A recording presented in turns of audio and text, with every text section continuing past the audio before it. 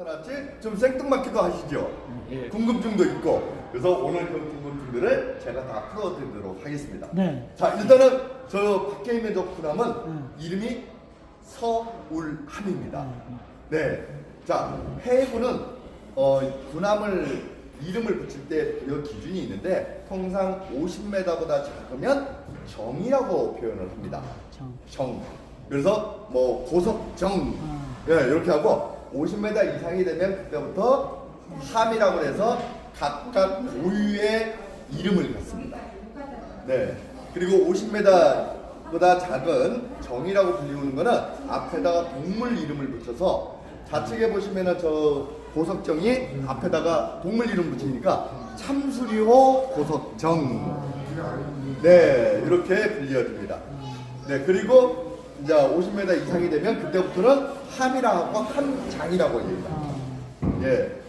자, 그래서 우리 이제 밖에 있는 거는 서울함인데 이 함서부터 그 통상 50m 이상 되면 500톤부터 약 한 2,000톤까지가 초계함 및 호위함인데 거기에는 지역 또는 도시의 이름을 붙이도록 되어 있습니다.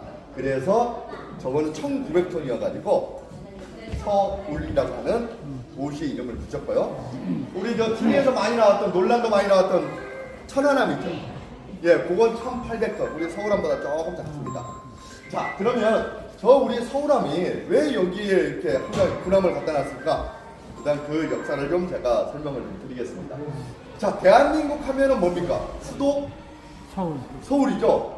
대한민국 하면 대표성을 갖는 도시의 이름을 저 군함에다가 갖다 붙였다.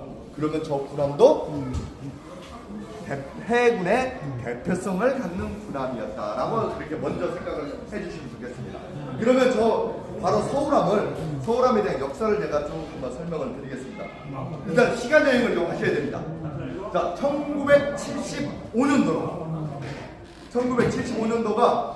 월남 아시죠? 월남이 공산화가 된 시점이 1975년도입니다. 네, 그 공산화가 되는 과정을 지켜보고 있던 그 당시 우리나라 대통령 박정희 대통령이 깜짝 놀라신 거예요. 왜 그러냐면 월남에 미군이 지원을 하고 있었는데 미군이 72년도에 철수를 해버리면서 결국은 공산화가 되거든요. 그런데 그 베트남의 상황이 그 당시 우리나라 상황하고 너무나 똑같은 거예요. 북쪽은 공산주의, 남쪽은 민주주의, 그리고 남쪽은 미군이 지원을 해주고 있고. 그런데 결국은 패망이 되버렸잖아요. 그래서 왜 미군이 철수했는가라고 들여다봤더니 스스로 지킬 노력을 하지 않는 나라. 그 다음에 너무 부패한 나라. 지키라고 무기를 주면 그 다음 다니면 뭐예요? 무기가 배트공에 가 있는 거예요. 그리고 그 무기로 미군을 치고 있어. 그래서 이 나라는 더 이상 미군, 자기들이 지켜줄 수 있는 나라가 아니라고 판단해서 세계 최강국인 미국이 베트남 배트공에 졌다는 오명을 안으면서까지도 철수를 감행해버린 거거든요. 그 과정을 보고 아차 싶은 거예요.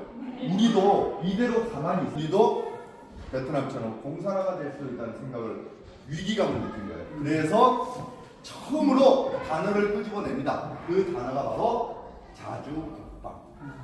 자주국방이라는 단어를 박정희 대통령님께서 처음 나왔고 그 자주국방을 위해서 율곡사업이라고 자주국방 계획을 만듭니다. 그 계획의 이름이 율곡사업입니다.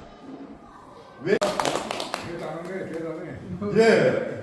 그래서 저 전탐에 가보시면 들어가는 입구부터 뭐라고 써있냐면 세계 제2의 전투함. 예. 전투함을 만들자는 의지를 가지고 그 공판을 다 붙여져 있습니다.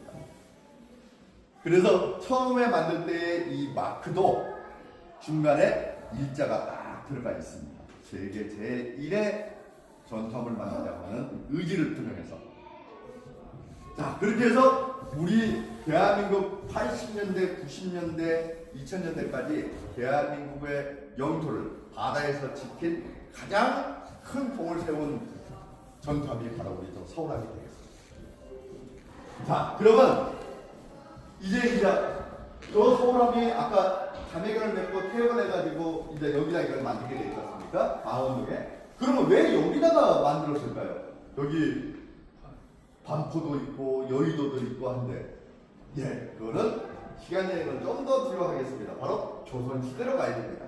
조선시대에 가서, 자, 조선시대에는 한상을 따라서 나루터들이 있었지 않습니까? 그 나루터를 지키는 것은 육군이 아니라 수군이었습니다. 그 수군 부대 5개 부대를 만듭니다. 그걸 보고 한강 오진이라고 합니다. 5개 진영. 예. 그래서 여기는 예전에 한국 조선시대의 첫 번째 나루터가 바로 마포나루입니다. 그리고 마포나루는 외적이 만약에 들어온다면 첫 번째 나루터에 상륙을 하면 마포나루부터 고성까지는 실제 거리가 5km 채 안 됩니다. 그러니까 왕이 굉장히 위험하다고 생각한 거예요. 그래서 마포나루를 지키는 이 진영을 양화진이라고 하고, 여기에 가장 많은 수군을 유치시키고, 또 여기서 훈련을 시켜서 다른 진영에 수군을 보내는 훈련장 역할까지 했던 것이 바로 양화진 이야기예요.